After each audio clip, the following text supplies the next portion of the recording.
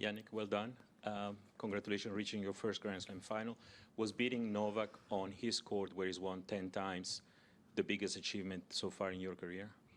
Yeah, for sure. It's when I play against him, it's obviously, you know, already before that it's a tough match, but Grand Slam is different. It was a tough match, especially when I lost the third set with match points. I just tried to stay as positive as possible, and it went my way today, so I'm really happy. Simon. Jannik, did the two wins that you had over Novak at the end of last season make you feel quite different before this match to maybe when you played him at Wimbledon or places like that?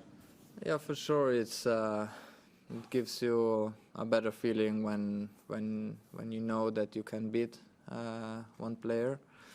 For me, it was a huge privilege end of last year to play against him in 10 days for 3 times, because obviously you can practice with him, but the match is always different. And so I feel like this for sure helped me a lot in one way, but in the other way, it's as I said before, Grand Slam, also mentally it's different. And I just tried to play as relaxed as possible, but also having the right game plan in my mind, and I think today it worked really well. Jannik, congratulations. Can you help us understand why, or give your opinion on why you think yourself, Alcaraz, Rune, this new generation is succeeding against these guys where previous generations have not?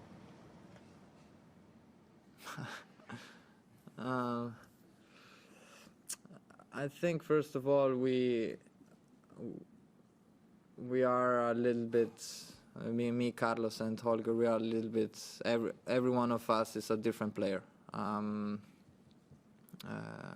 feel like that also mentally everyone is different, and the attitude on the court is different, but that what I think we have in common is that we believe in ourselves in one way, and this helps a lot, because in tennis when you believe it's a huge amount already. But I think we have to be really lucky to see him around, that we can see what he's doing, how he's practicing. Hopefully Rafa is coming back, so I can see also him. I had the privilege to watch him when I was in Adelaide with him. Roger, unfortunately, I've never had the chance to, but it is what it is. But in another way, I feel like that talking about my part is that I always try to learn from them, and then trying to get something from them, no? And this has been always my part of the process, and the process we are making it's not finished yet, because I feel like that we still have to improve a lot. So happy to be here, happy to play my first final here in Melbourne, but in my mind I know that I can and still have to improve. So it's good to have him around. James. Jannik, you seemed very relaxed when you finished the match, and when you won, you didn't celebrate too big. I wonder, is that deliberate? Is it something that you try not to let your emotions get the best of you? Or maybe the handbrake does come off. What happens when you get really excited? I don't know. I feel like this kind of emotions you cannot control. No, it's if someone celebrates in one way, you celebrate because this is the emotion what you are feeling now, no? And obviously it means so much to me to beat Novak here in Melbourne. But in the other way, I know that the tournament is not over. Sunday is a final. It's different emotions, because a final is always different. It doesn't really matter how big the tournament is. So it's, you know, in my mind today I knew that it was semi-final. It's not that you win the tournament like this. So I'm looking forward for Sunday, and let's see what's coming. So if you win on Sunday, the shirt's coming off, full fist bump and everything. this let's see what will bring us Sunday. Jannik, congrats on reaching your first ever Grand Slam final. Just when you lost that match point, that set point opportunity, what was going through your mind, and how did you regroup after that in the fourth set? Yeah, it's not easy because you are so close, and then in your mind is that the way is long still.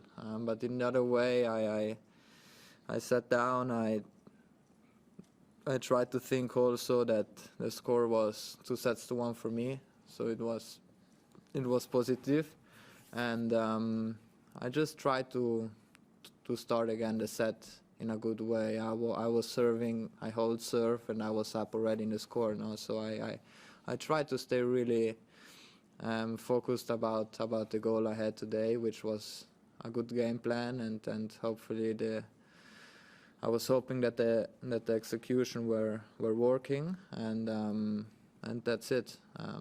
Obviously, fourth set, when I broke him, it was a positive feeling, and I'm happy that I could finish the match. John. Jannik, well done. Novak said that he hadn't played a Grand Slam match as badly for a long time. Did you feel that you played the perfect match against him, or did you get a sense that he also maybe wasn't up to the level that he has been when you've played him before? Yeah, for sure. The first two sets, I saw that he was not hitting the ball as he used to. He was also not moving that well, no, and then I think he was not that focused like we used to see him, no. So I saw this, but in the other way, being number one, you have to be ready for that he changed things up, and that he has done in the third set. The level there was even. He's also maybe the best returner we have in the game. We didn't had one break point, so it's these are stats what are unusual for him. So, but in the other way, this can happen. No? In tennis, when you have a bad day, it's also tough to get out as a winner. No, so I realized, especially the first sets, he was not playing that great, but I tried to have the intensity as high as possible, and I took the chance. Jannik, you talked for several years now about being patient, about this process you're on, and where did you learn that, and how hard has it been for you to be patient and to understand that you would steadily get better and that one day you might actually be here because other people have gotten there before you? Yeah, the patient can be your biggest enemy in one way, because if you're not that patient, you rush in one way, and you forget maybe some steps what you should do to become a better player, to become better physically, and then at some point, I don't know, I feel like the level what we are seeing now from my side is because of a whole year of work and the process what we have made to become the best version what I am right now. But in the other way, as I said, I still know that I can improve many things. So my way is not finished yet. But in the other way, patience is not easy to handle. It's also kind of practice in one way. Last three there. Darren Cale's been part of your coaching team. His ability as a strategist is well known, but does he also have a calming effect at this sort of stage of the tournament, given the experience he has with major winners and world number ones? Yeah, for sure. He's always very relaxed.